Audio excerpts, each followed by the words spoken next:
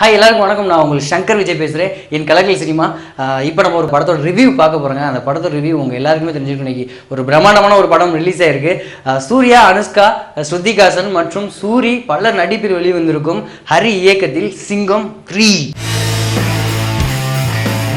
இந்த சிங்கம் 3யோட படம் பார்க்கறதுக்கு முன்னாடி ரசிகர்களோட எதிர்பார்ப்பு எந்த அளவுக்கு இருந்துச்சு நீங்கள் பார்க்க போகிறீங்க? ஹரி படம் எப்போவுமே ஒரு விறுவிறுப்பாக இருக்கும். சூர்யா ஆக்டிங் சொல்லவே வேணாம், மாசாக தான் இருக்கும். இந்த ட்ரிப்பு அனுஷ்கா கல்யாணம் ஆகுமா அவங்க 2 பேருக்கும் அப்படிங்கிறது ஒரு எதிர்பார்ப்போடு இருக்குது. சிங்கம் 2ஓட இந்த படம் நல்லா ஸ்க்ரீன் பிளே நல்லா ஃபாஸ்ட்டாக போகும் எனக்கு தெரிஞ்சு.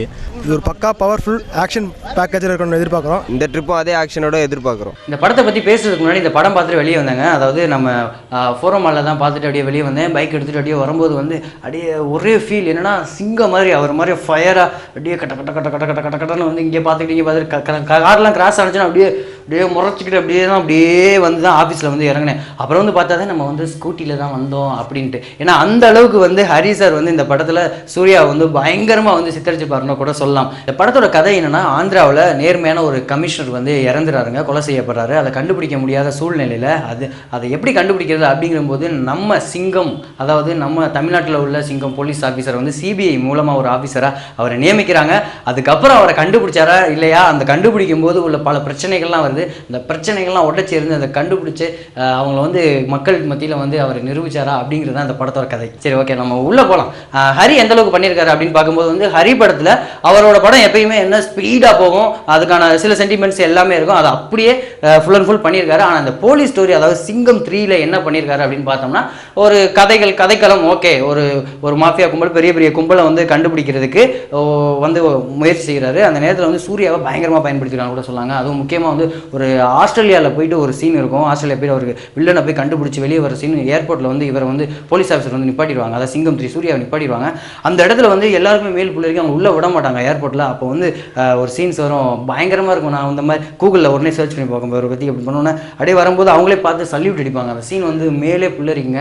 அது மட்டும் இல்லாமல் சேசிங்லாம் நிறையா கண்டெய்னர் சேசிங், அது கிளைமேக்ஸில் ஃப்ளைட்லேயே நிப்பாட்டிருப்பாங்கன்னா பார்த்துங்களேன் கார்னால. அந்த மாதிரியான நிறையா சீன்ஸ்லாம் இருக்குது. இதில் பாசிட்டிவ்னு பார்த்தோம்னா, மறுபடியும் சூர்யா சார் இதில் ஃபிக்ஸ் பண்ணது அவருக்கு டைலாக்ஸ், மெயினாக டைலாக்ஸ், அதுவும் ஒரு டைலாக்ஸ் பயங்கரமாக இருக்கும். என்னென்னா, போலீஸ் ஒதுங்கிறது பதுங்கிறதுக்கு தான், அதே மாதிரி பதுங்கிறது பாயிறதுக்கு தான் அப்படின்னு சொல்லி ஒரு டைலாக் இருக்கும். அது கிட்டத்தட்ட இப்போ நடந்த நிகழ்வுகளையும் கொஞ்சம் லைட்டாக நம்மளுக்கு ஞாபகப்படுத்திட்டு போணுச்சு.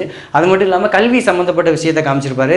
அது மட்டும் இல்லாமல் இந்த கல்வி சம்மந்தப்பட்ட விஷயத்தை காமிச்சு அதிலிருந்து ஒரு விஷயம், அந்த பாதிக்கப்படுற விஷயம் ஒரு டேப்லெட், இந்த மாதிரியான விஷயங்கள்லாம் காமிச்சு ஒரு பெரிய மாஃபியா கும்பலே காமிச்சிருப்பாங்க கூட சொல்லலாம். அதை எப்படி ஆஃபீஸராக போயிட்டு அவர் கொண்டு வர்றாரு அப்படிங்கிறத சூப்பராக காமிச்சிருக்காரு. இது எப்பயும் உள்ள ஹரி சார் உள்ள படம் தான்.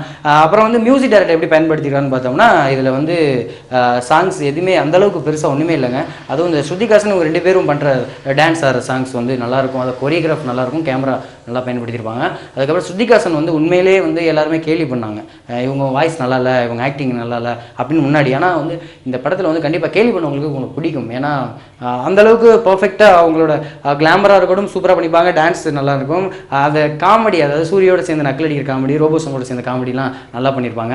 அதில் கண்டிப்பாக வாய்ஸ் அவங்களோட இந்த படத்தில் கொஞ்சம் வாய்ஸ் டப்பிங்ஸில் நல்லா சூப்பராக பார்த்துருக்காங்க கூட சொல்லலாம். அதில் ஹரி சாருக்கு கண்டிப்பாக நல்லா காமிச்சதுக்கு ஒரு ஹேட்ஸ் ஆஃப்.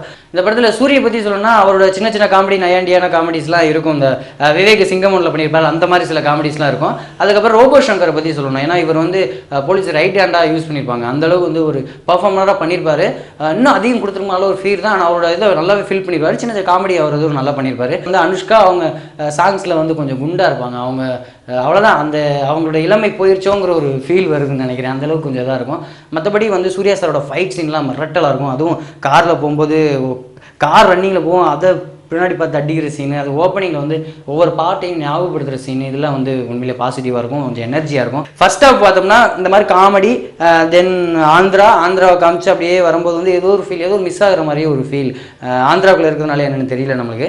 அது அப்புறம் செகண்ட் ஹாஃபில் பார்த்தோம்னா என்ன தான் பண்ண போகிறாங்க அப்படிங்கிறது கண்டுபிடிக்கிறது. அந்த ஹீரோ ஃபஸ்ட்டே ஹீரோ வில்லன் சஸ்பென்ஸை உடச்சிடுறாங்க. இவர் தான் வில்லன் காமிச்சிடுறாங்க, நம்ம ஆடியன்ஸ் தெரிஞ்சிருது. அதுக்கப்புறம் செகண்ட் ஹாஃபில் அந்த டச் பண்ணுற விதம், இந்த ஹீரோ வில்லனை டச் பண்ணால் அதுக்கான விஷயங்கள் கொண்டு போன விஷயங்கள்லாம் ஓகே, காட்சி அமைப்புலாம் ஓகே, அவரோட பாணியில் சூப்பராக பண்ணிப்பார்.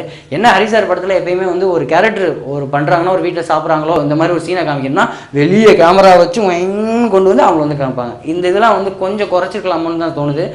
அப்புறம் அதெல்லாம் ஓகே. அதுக்கப்புறம் இதெல்லாம் பாசிட்டிவாக நிறைய விஷயங்கள் இருந்தாலும் வந்து செகண்ட் ஹாஃப் கொஞ்சம் ஸ்பீடாக போனதெல்லாம் பாசிட்டிவாக இருந்தாலும் நெகட்டிவ்னு அப்படின்னு சொன்னோம்னா நிறைய லாஜிக் மீறல்கள், ஃப்ளைட்டை போயிட்டு தடுப்பார், அந்த மாதிரி விஷயங்கள்லாம் கொஞ்சம் நிறைய பேர் தேட்டரில் வந்து சிரிச்சாங்க. அது காமெடி சீனில் எங்கேயும் சிரிக்கிற ஒரு ஃபீல்லாம் வந்துச்சு.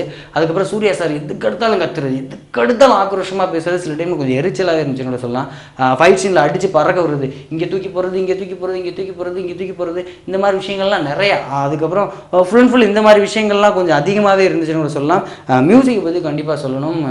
ஏன்னா அதில் டிஎஸ்பி நல்லா பண்ணியிருப்பார். இதில் ஹரிஷ் ஜெயராஜ் வந்து இவருக்கு உண்மையிலே இது அவ்வளோ சாட்டிஸ்ஃபேக்ஷன் இல்லை. சிங்கோங்கிற அந்த ஒரு ஃபோர்ஸான ஒரு விஷயம் இருக்குது, ஏதோ ஒரு சம்திங் அது கம்மியானது மாதிரியான விஷயங்கள்லாம் இருக்குது. சூர்யா சார் தெலுங்கில் வந்து இப்போ பெரிய மாசான ஒரு விஷயம் தான் நினைக்கிறேன். தமிழை விட தெலுங்கில் பயங்கரமாக ஓடும். அதுதான் கொஞ்சம் திருப்தியாக வெளியேந்து வரும்போது என்னடா அது தெலுங்கு படமோ, நம்ம நடிகர் சூர்யா வந்து அங்கே வந்து அந்த இதை ஃபோர்ஸ் பண்ணி இம்பார்ட்டன்ட் கொடுத்து நடிக்கிறது வந்து கொஞ்சம் மனசுக்கு அதிருப்தியாக இருக்கும். மற்றபடி இந்த படத்தில் ஃபுல் அண்ட் ஃபுல் பார்த்தோம்னா சிங்கம் 1 வந்து நல்லாயிருக்கும், சிங்கம் 2 அப்படின்னு பார்த்தோம்னா உங்களுக்கு ஒரு ஃபீல் இருந்துச்சு. சில பேர் இப்படி சொன்னாங்க, சில பேர் அதே மாதிரி தாங்க இந்த படமும் எல்லாருக்குமே பிடிக்கும்னு சொல்ல முடியாது.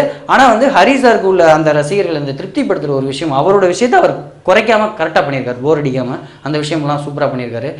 ஹரிஷ் ஜெயராஜ் வந்து இன்னமும் நல்லா பண்ணியிருந்தா இன்னும் பெட்டராக இருந்திருக்கும் கூட சொல்லலாம்.